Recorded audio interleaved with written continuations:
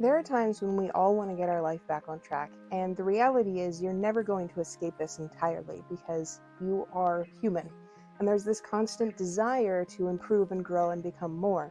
So, this is a constant process. But the reality of the situation is when you're in this place, when you're trying to get your life back on track, there are only three things that you need to do. Now, I know that this can seem really simplistic, but the truth is, getting your life back on track and getting your life in order has always been this simple. And every time that I've written an article or worked with somebody to help them improve their life as a life coach and a device columnist, I have found this to be true. If you follow the same three simple steps, you can get whatever goal you're wanting. You can get any change you're looking for. You can accomplish pretty much any task you want as long as you're willing to do these three steps. So, as simple as the process is, the implementation isn't necessarily as simple, but it does work and it will get you to where you want to go as long as you're willing to put in the effort. So, let's not chit chat any further about this and dive right into the topic. Now, the first thing that you need to do is decide what you want.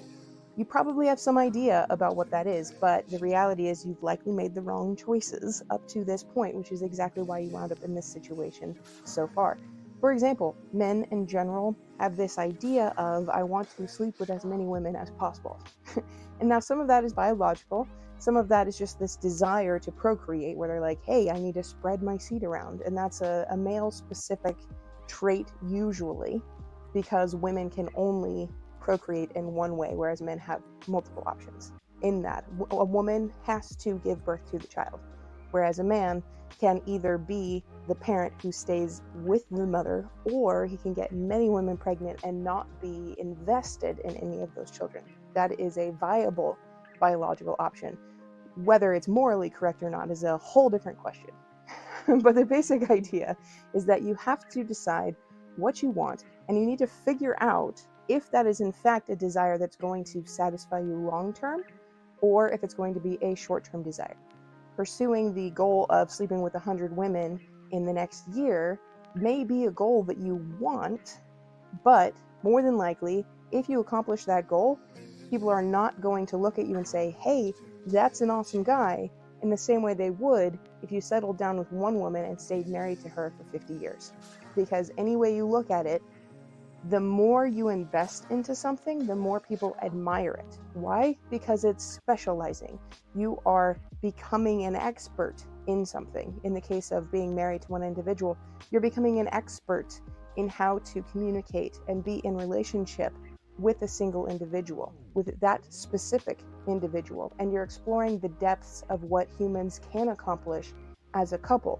Whereas sleeping with a woman every night or every other night for an entire year may seem difficult, and that you have to pick up different women throughout this process. But the reality is, once you have the fundamentals down, you pretty much just repeat the same thing over and over again. So it's not as admirable as actually being married to somebody for 50 years. So whatever it is that you're wanting, it's likely going to fall into one of three categories. It's going to be either relational, financial, or health. These are what I call the three avenues of external desire, and they're influenced by the three avenues of internal desire, which are spirituality, mentality, and emotion. Those three things can be worked on individually. You can increase your spiritual knowledge or understanding, which I call your belief structures, and you can improve your emotional stability, which is emotional control, and you can certainly grow your intellectual knowledge. But the only reason most people want to do those things is to get the external desires met. So that's what I'm just focusing on right now, external desires. I, for example, have two main external desires that I'm focusing on right now. The first is health related. I'm trying to lose weight. I have been trying to lose weight for 22 years. I felt like I was overweight back when I was 7, and it's taken me till now, at age 29, where I'm finally starting to see some results. Now, I obviously still have a way to go, but for the first time, I finally understand some of the principles that I didn't get in all the other attempts to lose weight, and I'm finally starting to see consistent progress, which is really, really different from the rest of my life. This is something that has been a constant struggle, but it is something that I do want and continue to work toward. Another thing that I desire is building up financial stability for my family, ideally through a mechanism that doesn't require my constant input, meaning the money continues to flow whether or not I am investing more into the business. This is also one of the reasons why I hate the idea of the 9-to-5 world, because all things considered, in my experience, the 9-to-5 doesn't pay you enough to survive off of and requires all of your time, meaning I have to sacrifice relationships with my children for the sake of earning money to keep them alive. And to me, that is not worth the sacrifice. So I've decided to build a business. My husband and I are building a business together, and that is getting our finances in order, and that meets the financial desire category. So whatever it is that you're wanting, figure out which avenue that's in, and that's going to help you kind of figure out what steps you need to take.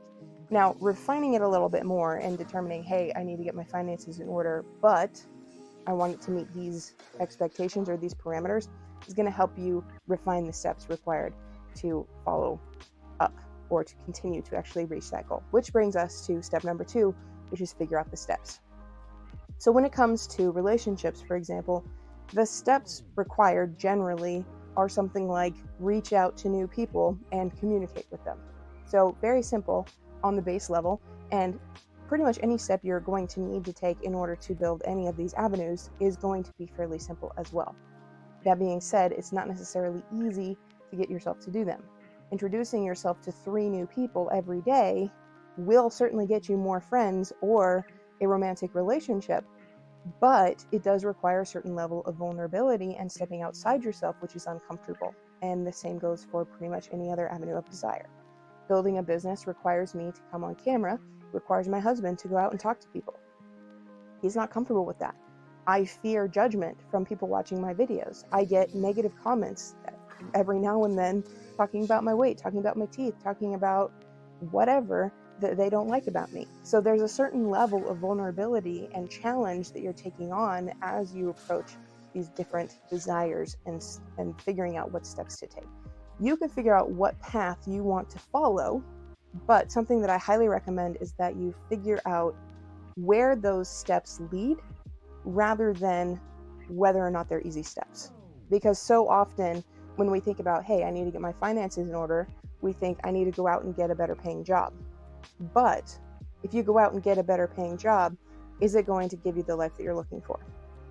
Is that job going to give you the financial freedom that you're hoping for? Are you going to be able to afford to go on vacation every year with that job and that income?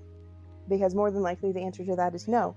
So even though you have a good paying job, which you can debate whether that's easy or not to get, it's still not going to give you the freedom you're likely looking for.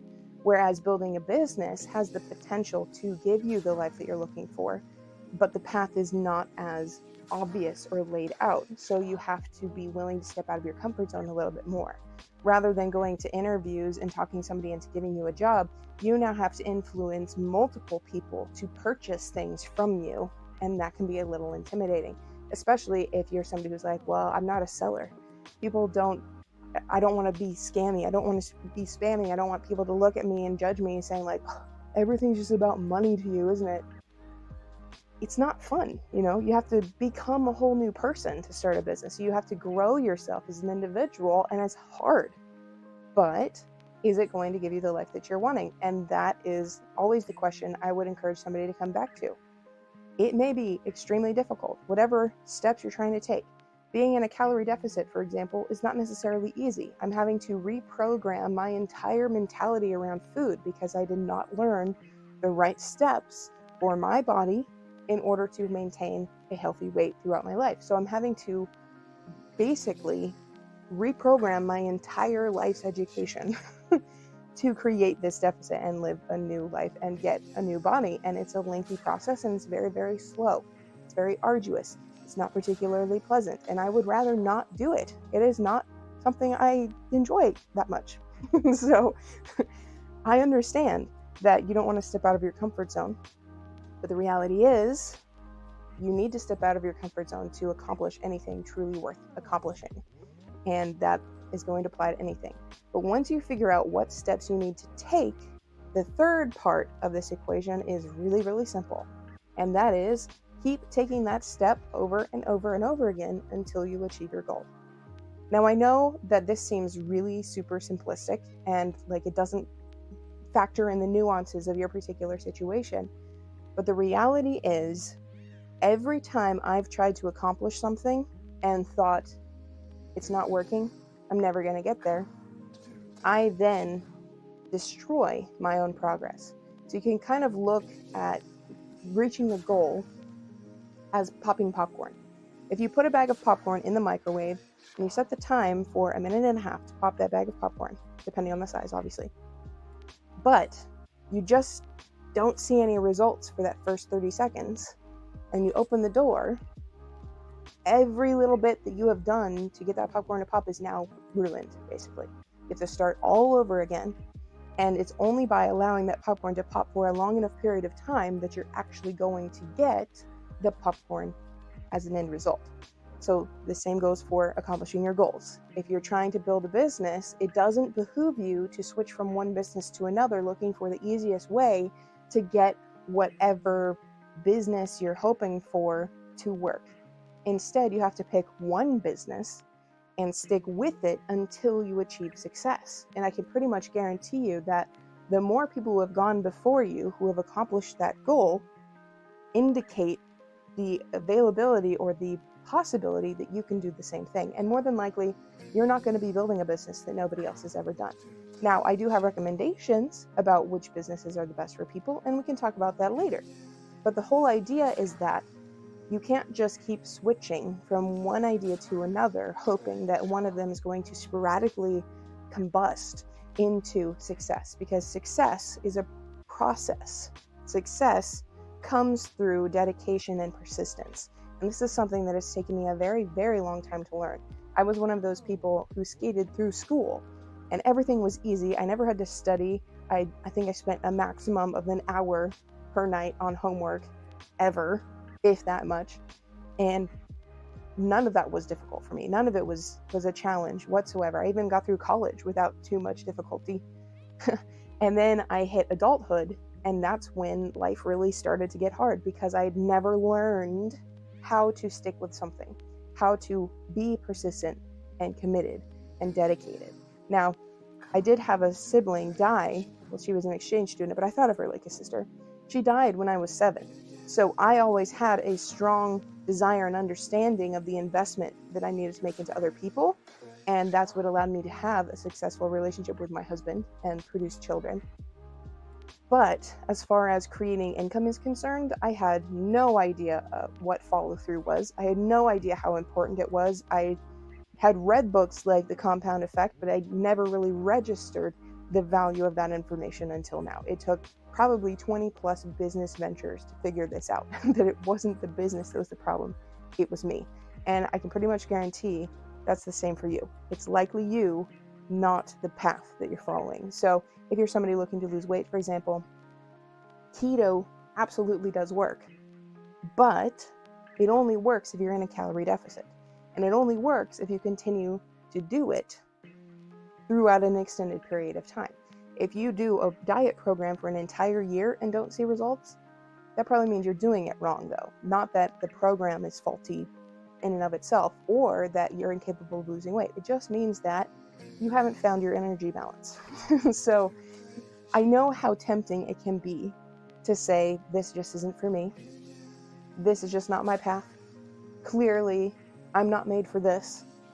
I quit, and just go off and stew in your own frustration that that program was such a failure. But the reality is, it is not usually the program, business, or the other person that's the problem. And even if they are a contributing factor, they're not the only problem. You always have to come back and say, what could I have done better to make that work?